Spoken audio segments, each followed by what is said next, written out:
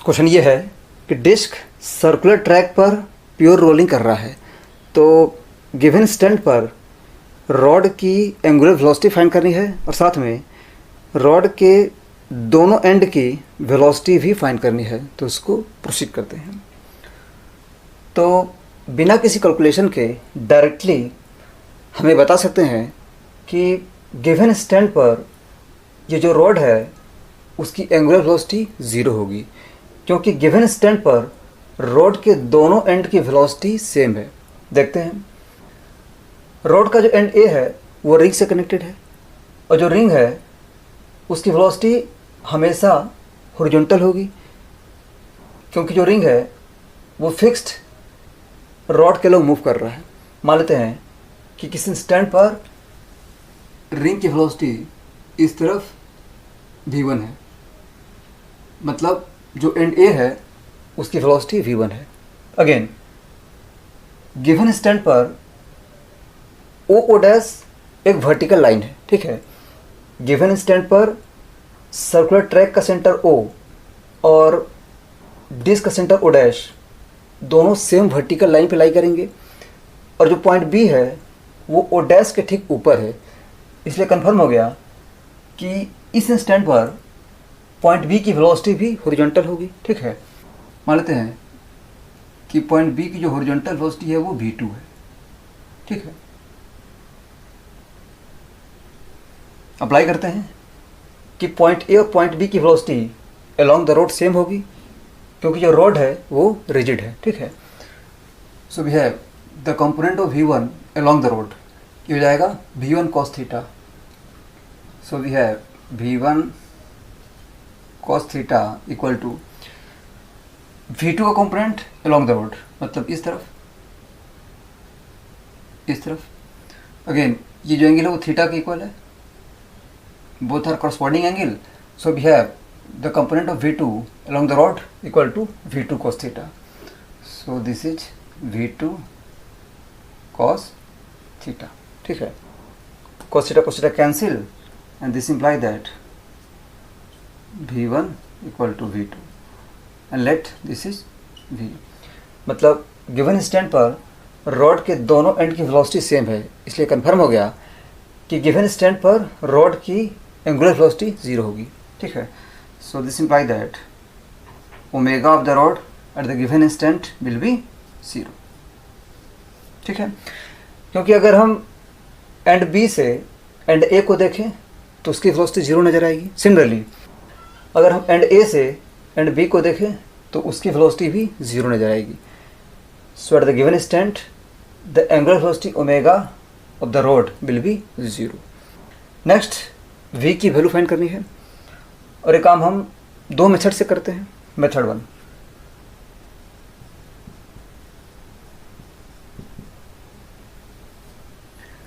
मान लेते हैं कि गिवन स्टैंड पर सेंटर O डैश की वेलोसिटी v0 है और ये कन्फर्म है कि v0 हॉरिजॉन्टल होगा ऐसे, ठीक है। अगेन मान लेते हैं कि जो डिस्क है उसकी एंगुलर वेलोसिटी ओमेगा है, वो डैश के अबाउट डिस्क की एंगुलर वेलोसिटी मान लेते हैं ओमेगा है। तो डिस्क का जो लोअर मोस्ट पॉइंट है उसकी वेलोसिटी 0 होना चाहिए, मतलब v0 must be equal to omega into R, ठीक है। v0 minus omega R must be equal to 0, ठीक है। क्योंकि जो डिस्क है वो सर्कुलर ट्रैक पर स्लिप नहीं कर रहा है, इसलिए कंफर्म है कि डिस्क पर ये जो लोवेस्ट पॉइंट है उसकी वेलोसिटी 0 होनी चाहिए। So we have v0 equal to omega into R, ठीक है। अगेन गिवन स्टैंड पर ओ डैश की एंगुलर वेलोसिटी ओमेगा नोट है। So we have v0 equal to omega naught into O dash. v0 is also equal to omega naught into distance O dash, that is 3r। ये 2r है, ये r है, so O dash will be 3r, ठीक है। So from these two we have omega equal to 3 omega naught. Omega is equal to 3 omega naught. ठीक है. So we can find the value of V2. V2 that is V. तो centre O dash के respect में point B की velocity horizontal direction में omega into this distance that is R by two के equal होगी. ठीक है. Centre O dash के रेस्पेक्ट में जो पॉइंट बी है उसकी वेलोसिटी हॉरिजॉन्टल डायरेक्शन में omega into R by two के इक्वल होगी और ओ डैश की वेलोसिटी वी नॉट है तो इसमें वी नॉट को ऐड कर देंगे. सो this is the net velocity of point B. ठीक है. So this imply that v equal to omega और वी नॉट दोनों की वैल्यू पुट करते हैं. Omega is equal to 3 omega naught. So this is 3/2 into omega naught R plus V naught and V naught is equal to 3 omega naught R. 3 omega naught R. ठीक है.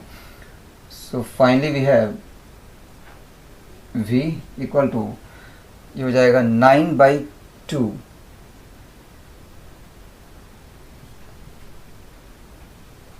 Omega naught into R. Answer हो गया.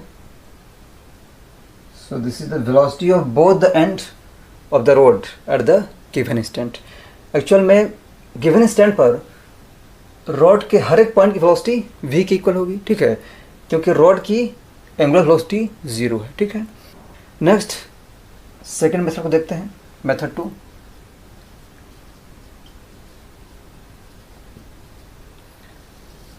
Method 2 में हम क्या करते हैं कि उस टाइम इंटरवल को कंसीडर करते हैं जिस टाइम इंटरवल में डिस्क का जो लोअर मोस्ट पॉइंट है दैट इज पॉइंट पी वो दोबारा ट्रैक के कांटेक्ट में आता है. सिचुएशन कुछ ऐसा है कि ये ट्रैक है. ठीक है.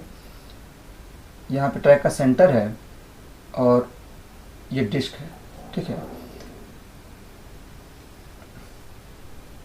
इनिशियली जो पॉइंट पी है वो यहाँ पे था और कुछ टाइम के बाद जो पॉइंट पी है वो अगेन यहाँ पे आता है, मतलब ट्रैक के कांटेक्ट में आ जाता है.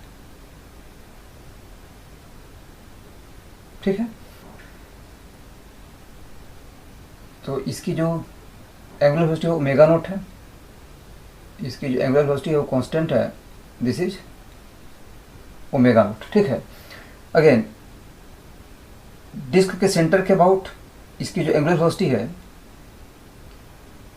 ऐसे ये ओमेगा है.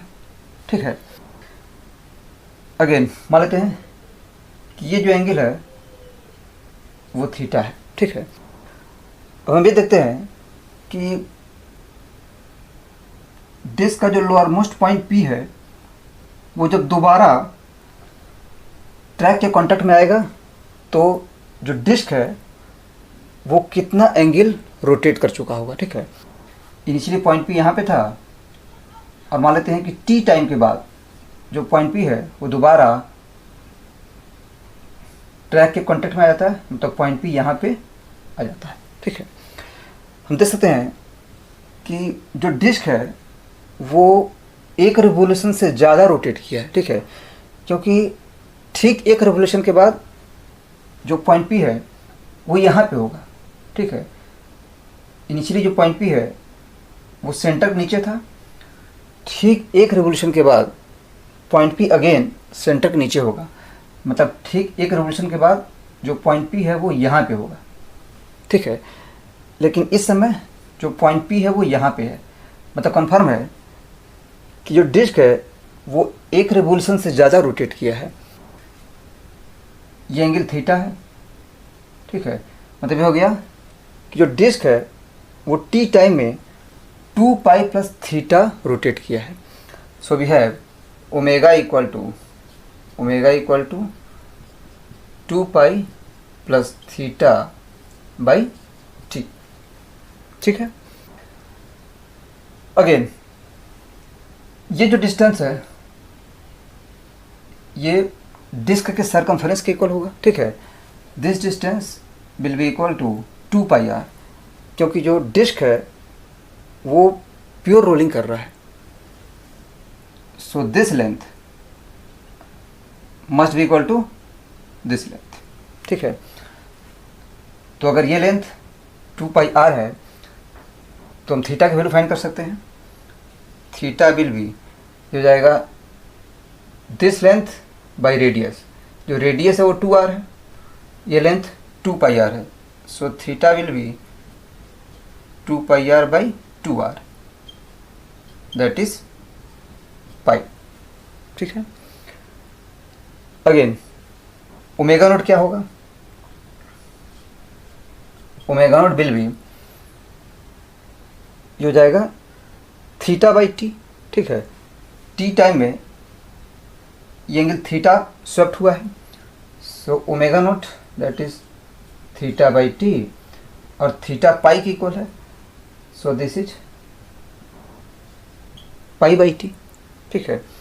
और यहाँ पर जो ओमेगा है ये हो जाएगा 2π plus theta that is pi, so this will be 3π by T, 3π by T. So clearly this is equal to 3 into pi by T that is omega naught, ठीक है। इस तरह से देख सकते हैं कि दोनों ही मेथड से हम इस्टेब्लिश कर सकते हैं कि जो ओमेगा है वो 3 ओमेगा नोट के इक्वल है। और अगेन